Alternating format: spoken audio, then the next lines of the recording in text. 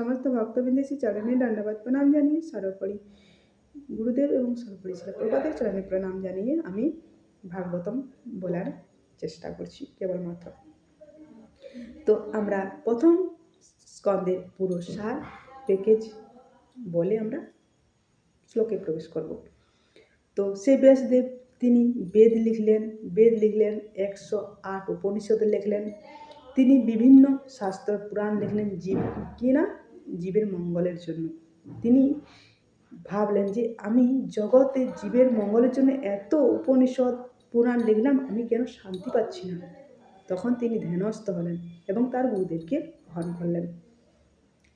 তারপর গুরুদেব এসে বললেন নারদ মুনি যে তুমি কেন সন্তুষ্ট পাচ্ছ না, কারণ তুমি ভগবানের লীলা কথা বেশি লেখনি, ভরপুর লেখনি। কারণ ভগবানের লীলা কথা যেখানে না থাকবে সেখানে পরমহংস যারা তারা কিন্তু সে শাস্ত্র পাঠ করবে না।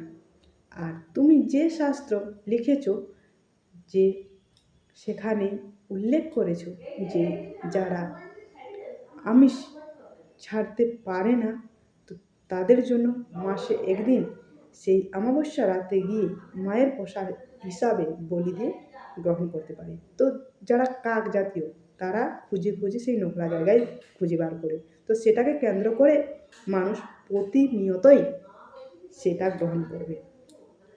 তো তুমি যা প্যাকেজ লিখেছ, এই প্যাকেজ চলো সরস্বতীর জলে ভাসিয়ে দাও, আরও নতুন করে প্যাকেজ তৈরি করো, পুরাণ তৈরি করো, শাস্ত্র তৈরি করো।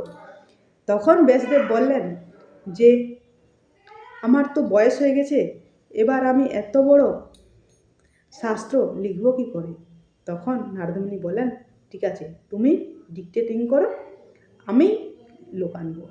তখন তিনি গণেশের কাছে গেলেন এবং গণেশ বলল আমাকে ভাগবতম লিখতে হবে, ঠিক আছে, আমার একটা স্বার্থ আছে কি না, আমি লিখতে শুরু করলে আর আমি থামবো না। তখন ব্যাসদেবও শর্ত করে বসলেন, আমি বলতে শুরু করলে, আমি ডিকটেটিং করব, তখন তুমি বুঝবে তারপরে লিখবে। তো দুলোককার শর্ত হলো। তখন গণেশ তো খুব স্পিডে লেখে, আর ব্যাসদেব তিনি সেইভাবে শ্লোক বলতে শুরু করেন। কিছু শ্লোক মাঝে এমন শ্লোক দেন যা গণেশ সেটাকে বুঝে লিখতে তার মাথাটা ঘুরিয়ে যায়। তো কিছু শ্লোক আছে আমাদের বোঝা খুবই কঠিন, আমি তো পারবই না, কেবলমাত্র পড়ে যাব। তো সেই শ্লোক বোঝা খুব কঠিন। তো ব্যাসদেব সেরকম শ্লোক দিয়েছিল যাতে গণেশ বুঝে পড়ে লিখতে একটু সময় লাগে। তো সেইভাবে ভাগবতম পুরো লেখা হলো।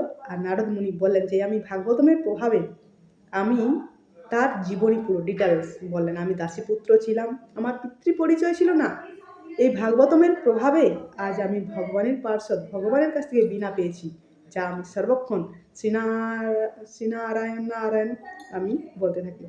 তো সেই ভাগবতম এলো। তারপরে ব্যাসদেব চিন্তা করলেন যে আমি এত বড় শাস্ত্র লিখলাম, তো এই শাস্ত্র আমি যদি কাউকে পড়াতে পারতাম। তো ভগবানের কাছে প্রার্থনা করলাম, হে ভগবান, যদি আমাকে সেরকম একটা পুত্র দেন তাহলে আমি তাকে এই ভক্তি বৈভব কোর্স করাতাম।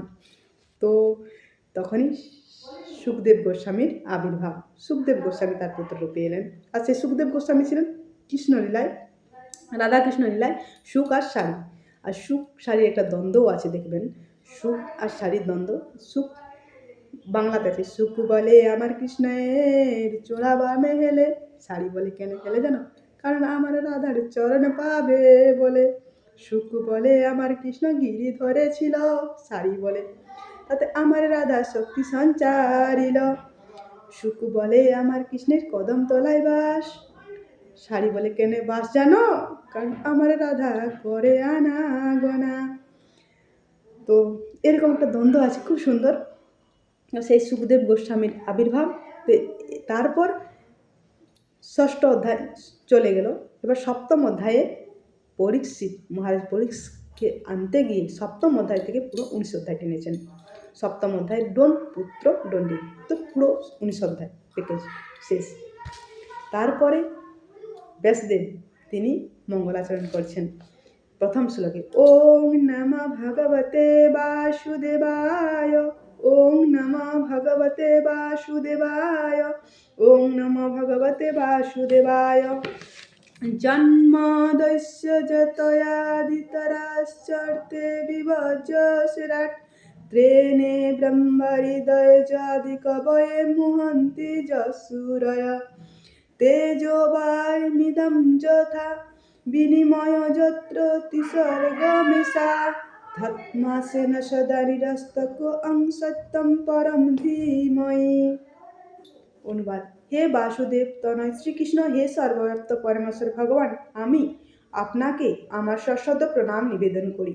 আমি শ্রীকৃষ্ণের ধ্যান করি, কেননা তিনি হচ্ছেন প্রকাশিত ব্রহ্মাণ্ড সমূহের সৃষ্টি, স্থিতি ও প্রলয়ের পরম কারণ।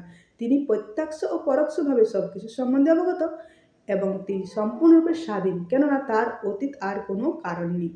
তিনি আদি কবি ব্রহ্মা হৃদয়ে সর্বপ্রথম জ্ঞান, বৈদিক জ্ঞান প্রদান করেছিলেন। তার দ্বারা মহান ঋষিরা এবং স্বর্গের দেবতারা মোহাচ্ছন্ন হয়ে পড়েন। ঠিক যেভাবে মোহাচ্ছন্ন হয়ে পড়লে আগুনে জল দর্শন হয় অথবা জলে মাটি দর্শন হয়, মরীচিকার মতো। তারই প্রভাবে জড়া প্রকৃতির তিনটি গুণের মাধ্যমে জড় জগৎ সাময়িকভাবে প্রকাশিত হয় এবং তা অলিক হলেও সত্যবতী প্রতিভা হয়। তাই আমি সেই পরমেশ্বর ভগবান শ্রীকৃষ্ণের ধ্যান করি, যিনি জড় জগতের মোহ থেকে সম্পূর্ণরূপে মুক্ত। তার ধামে তিনি নিত্য বিরাজ করেন। আমি তার ধ্যান করি, কেননা তিনি হচ্ছেন পরম সত্য। তো ভগবান, আমরা গীতা পড়ে এলাম। গীতায় ভগবান বলেন সর্বধর্মান পরিত্যজ্য মামেকং শরণং ভজম অহং ত্বং সর্বপাপেভ্যো মোক্ষয়িষ্যামি মা শুচঃ। তো আমার সমস্ত ধর্ম পরিত্যাগ করে শুধু আমার শরণাপন্ন হও, আমি তোমাকে সমস্ত পাপ থেকে মুক্ত করব। সে সমস্ত পাপ থেকে কে মুক্ত করতে পারেন? না, ভগবান। তিনি হচ্ছেন ভগবান। তো আমরা গীতা পড়ে কি জানলাম? যে বসুদেবের পুত্র বাসুদেব ভগবান শ্রীকৃষ্ণ। তো সেটা যে মানবে সেই ভাগবতম প্রবেশ করবে, সে ভাগবতম পড়বে। তার জন্যই প্রথমে দেওয়া আছে ওং নমঃ ভগবতে বাসুদেবায়। সে বসুদেবের পুত্র বাসুদেবকে আমি প্রণাম জানাই। তো এখানে প্রথম শ্লোকে ব্যাসদেব, 3টা শ্লোক পরপর আছে, 3টা শ্লোকে ব্যাসদেব প্রথমে মঙ্গলাচরণ করেছেন। আর মঙ্গলাচরণ করার পর তিনি বলেছেন এখানে যে 3টা মঙ্গলাচরণ আছে, সেটা চৈতন্য চরিতামৃতেও বর্ণনা করা আছে যে সেই মঙ্গলাচরণ হয় ত্রিবিধ প্রকার, বস্তু নির্দেশ আশীর্বাদ আর নমস্কার। তো এখানে ব্যাসদেব 3টা শ্লোক আছে। প্রথমে তিনি নমস্কার জানিয়েছেন। কিভাবে? তিনি জন্মদস্য তয়া দিতারাশ্চার্থ বিভজ্যসুরাট। তিনি জন্ম সৃষ্টি স্থিতি তিনি করেন বাসুদেব। তিনি সরাসরি নিজেও করেন এবং কাউকে দিয়ে করেন। তারপর তিনি তেনে ব্রহ্মা হৃদয়ে আদি কবয়ে যে মহন্তি যশোরে, তিনি সর্বপ্রথম বৈদিক জ্ঞান ব্রহ্মার হৃদয়ে দিয়েছিলেন। কি জ্ঞান দিয়েছিলেন? না, তিনি জগৎ কীভাবে সৃষ্টি হয়। তো এই জগৎ সৃষ্টি কিভাবে হয়? তো বড় বড় মহর্ষি এবং দেবতারাও মোহাচ্ছন্ন হয়ে যায়। সে মোহাচ্ছন্ন সুরয় তেজরারিমিদাম যথা বিনিময় যত তিসর্গমিষা। তো কিভাবে? না, জলে মাটি দর্শন, যেমন মরীচিকার মতো। ধাত্মাসেন সদা নিরস্তম অহং সত্যম পরম ধীমহি। সেই তার ধ্যান করি সদা, সেই সত্য ভগবান পরম, সেই ভগবান শ্রীকৃষ্ণকে। তো আজ এই পর্যন্ত। পরবর্তী জন্য পড়ে শ্লোক। হরে কৃষ্ণ।